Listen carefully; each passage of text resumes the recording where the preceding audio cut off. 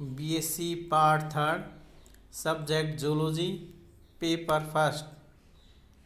आज हम मानव उद्विकास का अध्ययन करेंगे। प्रथम जीव से लेकर मानव तक जैव विकास का लंबा इतिहास रहा है, जिसमें जीवों के वंश वृक्ष में मानव सबसे ऊपरी टहनी पे लगा सर्वश्रेष्ठ फल है। मानव के उद्विकास का अध्ययन विभिन्न सेल स्तरों से प्राप्त अस्थियों, जबड़ों, खोपड़ियों और दांतों के जीवाश्मों या फॉसिल्स को सूत्रबद्ध करके किया गया है, जिसकी रूपरेखा निम्न है। पहली है मानव के प्रारंभिक पूर्वज।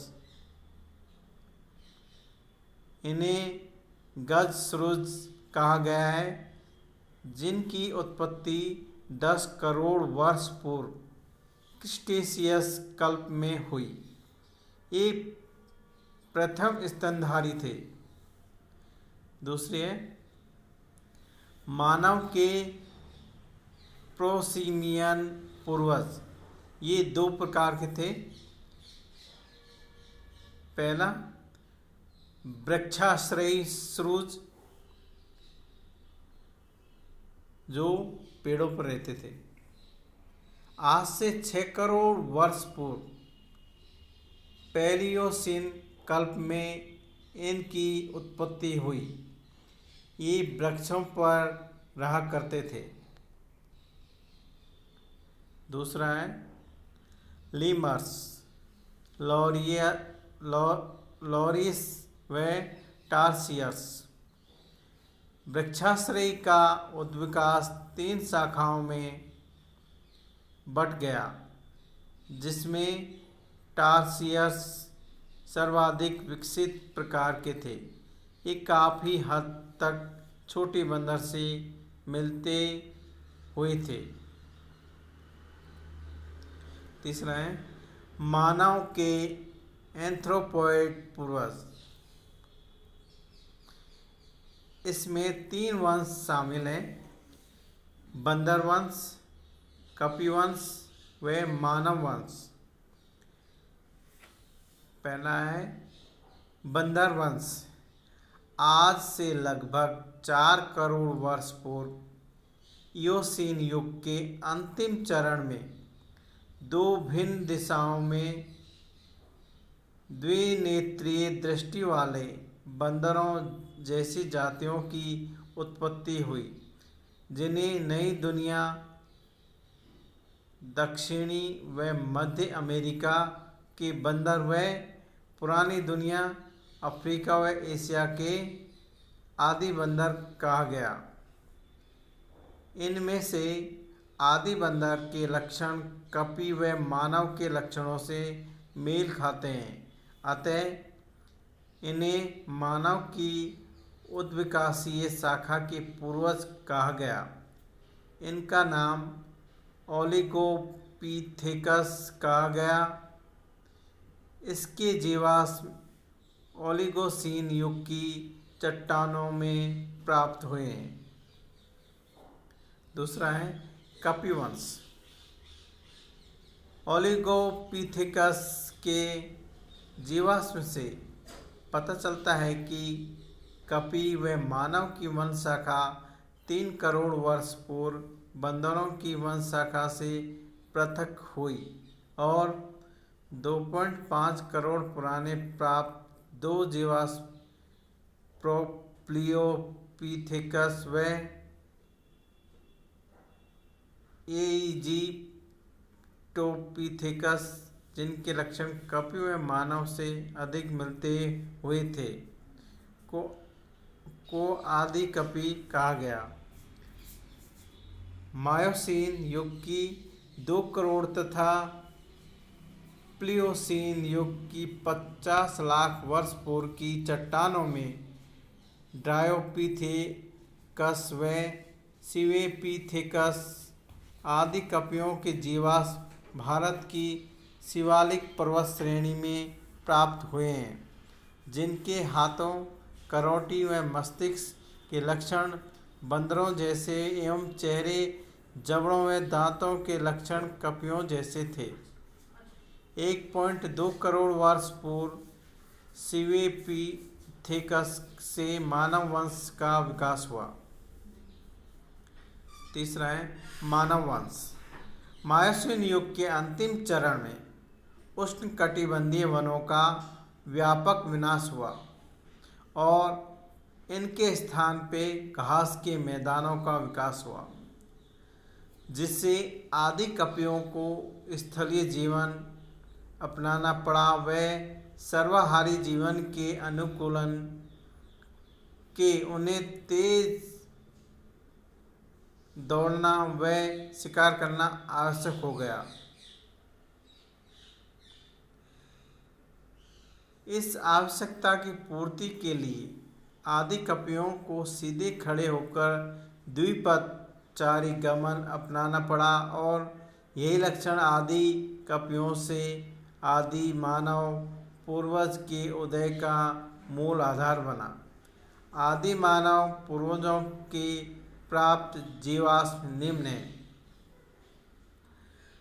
रामापिथेकस व कीनियापिथेकस।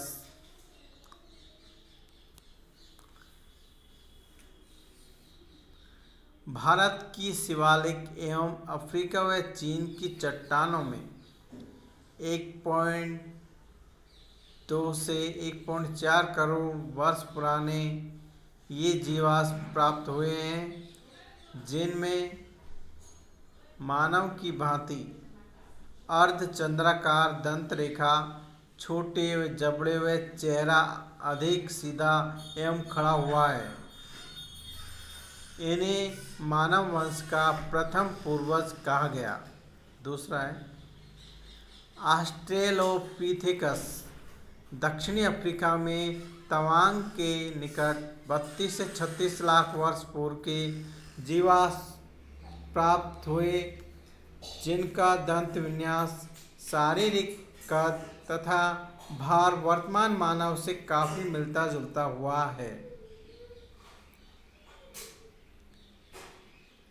रेमंड डार्ट ने इन्हें पहला आदि मानव कहा। इन जीवाश्मों के साथ छड़ियों, पत्थरों व हड्डियों के ढेर भी प्राप्त हुए हैं, जिससे प्रमाणित होता है कि ये इन वस्तुओं का हथियार के रूप में उपयोग करते थे, इसलिए इन्हें हथियार संग्राहक कहा गया है।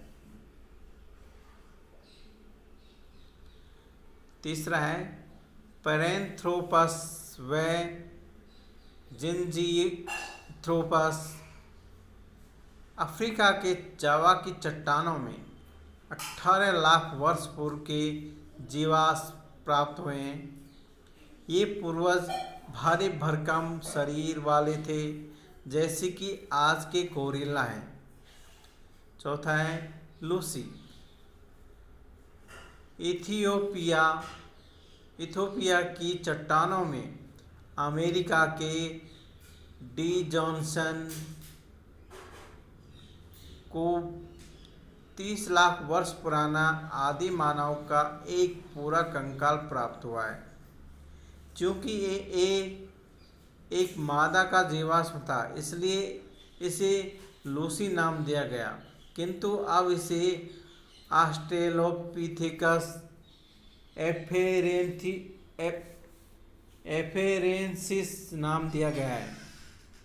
इसके अधिकांश लक्षण आधुनिक मानव से मिलते जुलते हैं।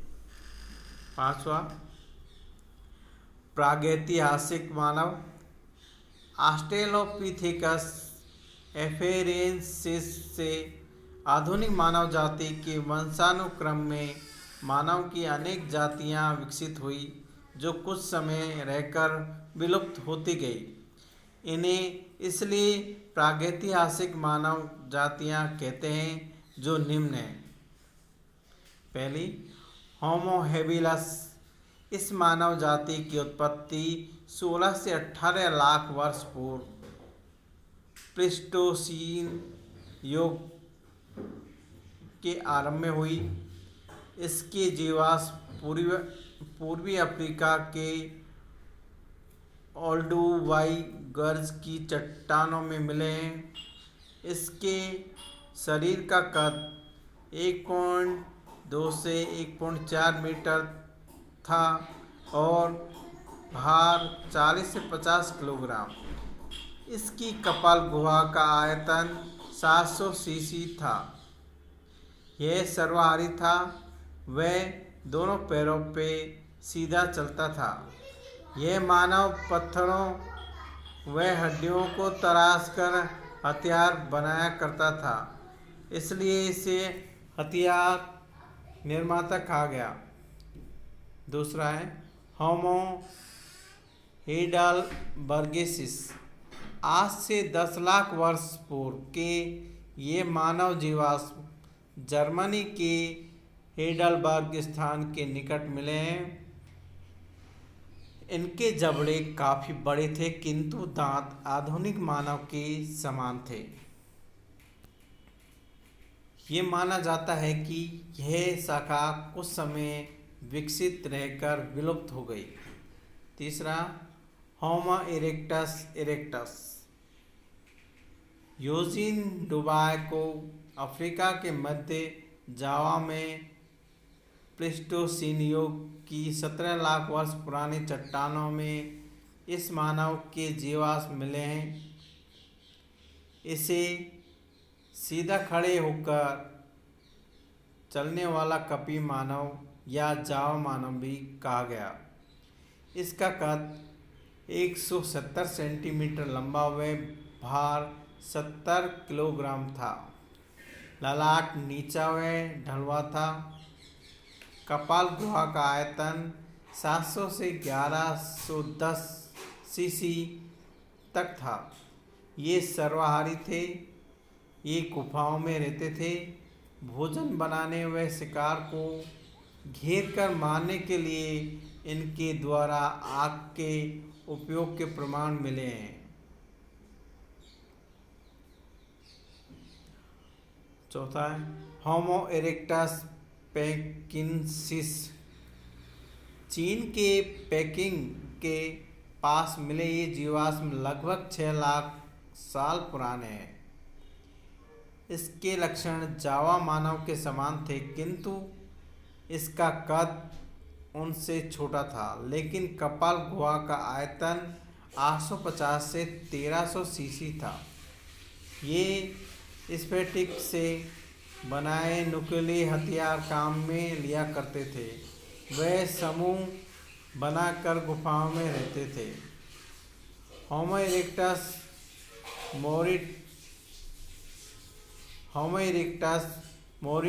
मोरिटेनिकस टर्निफायर मानव अफ्रीका के टर्निफायर स्थान से मिले जीवाश्म जो काफ़ी हद तक जावा मानव से मिलते हैं। छठा है होमो सेपियंस आधुनिक मानव। इस मानव की विभिन्न प्रजातियों का स्वतंत्र विकास हुआ अथवा इसके सदस्य विकसित होकर संसार भर में फैल गए। इसकी प्रजातियां निम्न हैं। पहली है होमो सेपियंस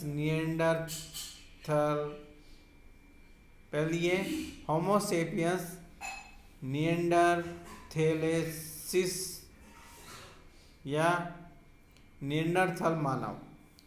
यह प्रजाति 1.5 लाख वर्ष पूर्व अफ्रीका में विकसित होकर यूरोप व एशिया में फैली और लगभग 35,000 वर्ष पूर्व विलुप्त हो गई। इसके प्रथम जीवाश्म जर्मनी की निएंडर घाटी में मिले और बाद में विभिन्न देशों में पाए गए। इसकी कपाल गुहा का आयतन 1350 से 1700 सीसी था। मस्तिष्क में वाणी के केंद्र विकसित हो गए थे।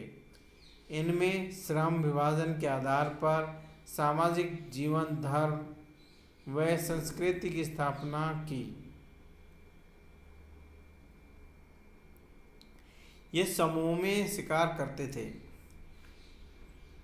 चकमक पत्थरों से हथियार बनाते थे, जानवरों की खाल के वस्त्र पहनते थे, रहने के लिए झोंपड़ियाँ बनाते थे, वे मुर्दों को विधिवत दफनाते थे। दूसरा है होमो सेपियंस फोसिलिस या क्रो-मैग्नन मानव।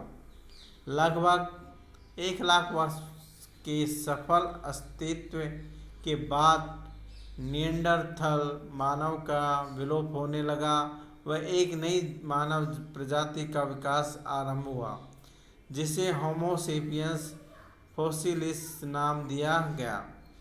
इसके जीवाश्म फ्रांस में क्रो-मैग्नन की चट्टानों से प्राप्त हुए, इसलिए इसे क्रो-मैग्नन मानव भी कहा गया।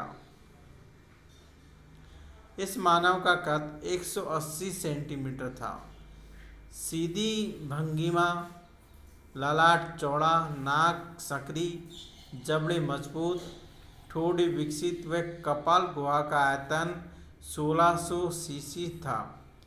ये तेज चल व दौड़ सकते थे, परिवार बनाकर रहते थे, अधिक सभ्य एवं बुद्धिमान थे। सुंदर हथियार ही नहीं वरन सुंदर आभूषण भी बनाते थे।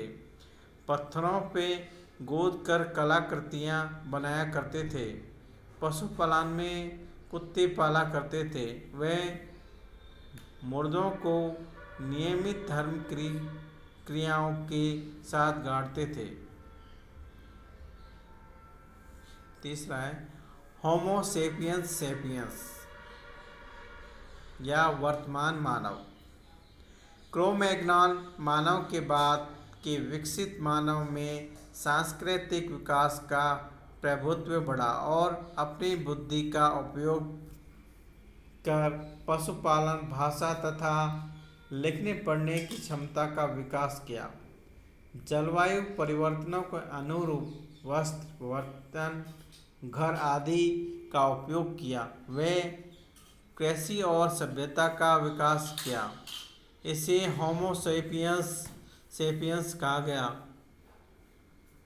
इनका विकास आज से 10-11 हजार वर्ष पूर्व एशिया के कैस्पियन सागर के निकट हुआ एवं फिर इसका 3 दिशाओं में देशांतरण हुआ, जहाँ विविध परिस्थितियों के अनुसार इनमें कुछ शारीरिक व व्यवहारिक विविधीकरण हुए।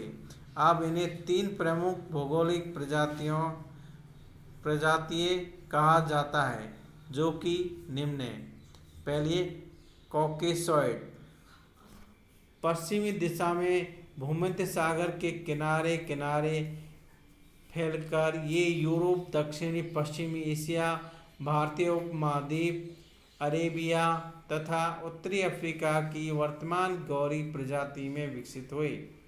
आज संसार की लगभग 1/3 जनसंख्या कॉकेसॉइड की ही है। इनका रंग गोरा, नाक पतली उठी हुई, माथा ऊंचा, ठोड़ी सुविकसित, होठ पतले व बाल चपटे या लहरदार होते हैं। दूसरा है निग्रोइड, दक्षिणी दिशा में जाने वाले सदस्य भारतीय सागर के दोनों ओर फैलकर अफ्रीका एवं मेलेनेशिया की काली निग्रो प्रजाति में विकसित हुए। आज संसार की 16 से 20% जनसंख्या निग्रोसाइड की है। इनका रंग गहरा काला, बाल घुंघराले काले, माथा गोल उभरा हुआ, नाक चौड़ी व चपटी, ठोड़ी ढलवा तथा होठ मोटे व बाहर की ओर निकले हुए होते हैं। तीसरा है मंगोलॉइड, उत्तर व पूर्व दिशाओं की ओर जाने वाले सदस्य साइबेरिया, चीन, तिब्बत में बसकर मंगोलॉइड प्रजाति में विकसित हुए। संसार की लगभग आधी जनसंख्या इसी प्रजाति की है। इनका रंग गोरा पीला, बाल सीधे, आंखें छोटी व तिरछी, चेहरा चपटा, कद छोटा व सिर चौड़ा होता है। होमो सेपियंस सेपियंस की उत्पत्ति काल को पाषाण काल कहते हैं। फिर इसने कांस्य काल में प्रवेश किया और अब लोह काल चल रहा है।